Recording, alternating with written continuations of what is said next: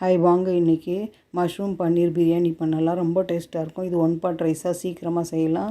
இதுக்கு பன்னீர் வந்து ஒரு பேக்கெட் அளவுக்கு எடுத்திருக்கேன். மஷ்ரூம் ஒரு பாக்ஸ், இந்த மாதிரி பாக்ஸ் வரும் இல்லையா, நல்லா வாஷ் பண்ணிவிட்டு தண்ணியில் போட்டு வச்சுருக்கேன். இதை கட் பண்ணிக்கலாம். நீட்டு வாக்கில் கட் பண்ண வெங்காயம் 2, 3 பெரிய தக்காளி, 4 பச்சை மிளகா, லவங்கம், பட்டை, ஏலக்காய் 4 எடுத்துக்கோங்க.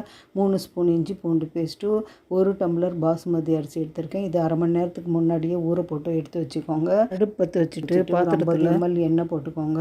இந்த எண்ணெயில் பன்னீரை வந்து நல்லா கொஞ்சம் பொரித்து எடுத்துக்கலாம். கொஞ்சம் கலர் சேஞ்ச் ஆகிற வரைக்கும் வறுத்து எடுத்துக்கோங்க. அதே எண்ணெயில் வெங்காயம், பச்சை மிளகா போட்டு நல்லா கோல்டன் ப்ரௌனாக வதக்கிக்கலாம். கொஞ்சம் நல்லா வதக்கிக்கோங்க. இதில் 3 ஸ்பூன் இஞ்சி பூண்டு பேஸ்ட் போட்டு நல்லா வாசனை வர வரைக்கும் நல்லா கலந்து விடுங்க. நல்லா வதங்கட்டும். இஞ்சி பூண்டு பேஸ்ட் வறுபட்டுடுச்சு பாருங்க. இப்போ வந்து கொஞ்சம் தக்காளி நம்ம கட் பண்ணி வச்சுருக்கோம் இல்லையா, அந்த தக்காளி போட்டு நல்லா கலந்து விட்டு வதக்கலாம். கொஞ்சமாக உப்பு போட்டுக்கலாம், சீக்கிரமாக வதங்கும் தக்காளி. இதில் வந்து 1 ஸ்பூன் மல்லித்தூள், தேவைக்கு மிளகாத்தூள் போட்டுக்கோங்க. நான் 1.5 ஸ்பூன் மிளகாத்தூள் போட்டிருக்கேன். நல்லா கலந்து விட்டு நல்லா வதங்கி நல்லா இந்த மசாலா மசிஞ்சு வரட்டும்.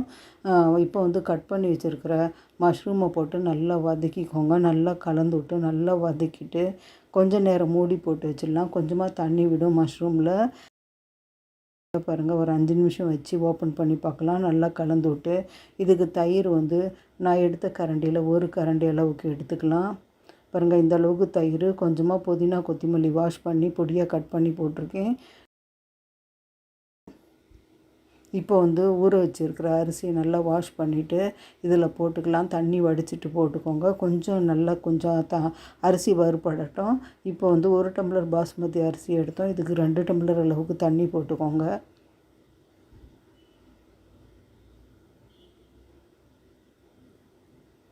பாருங்க, இந்த அளவுக்கு நான் தண்ணி போட்டிருக்கேன். நல்லா இப்போ உப்பு செக் பண்ணிவிட்டு கரெக்டாக போட்டுக்கோங்க. நல்லா கலந்து விடுங்க.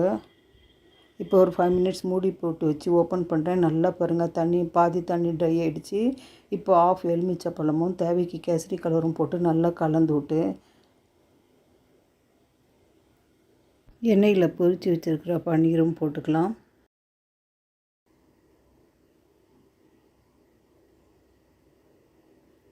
இப்போ கொஞ்சம் நேரம் உங்களுக்கு நெய் வேணுன்னா 2 ஸ்பூன் போட்டுக்கோங்க. வேண்டான்னா ஸ்கிப் பண்ணிக்கோங்க. இப்போ தோசை தவா அடியில் வச்சுட்டு அதுக்கு மேலே இந்த பாத்திரத்தை வச்சுட்டு ஃப்ளேம் வந்து நல்லா குறைச்சி வச்சுக்கோங்க. 10 நிமிஷம் தம் ஆகட்டும். 10 நிமிஷத்துக்கு அப்புறம் ஓப்பன் பண்ணி பார்க்கலாம். சூப்பராக மஷ்ரூம் பன்னீர் பிரியாணி ரெடி ஆகிடுச்சு. அவ்வளோதான், சுட சுட சர்வ் பண்ணலாம். சூப்பராக இருக்கும். நீங்கள்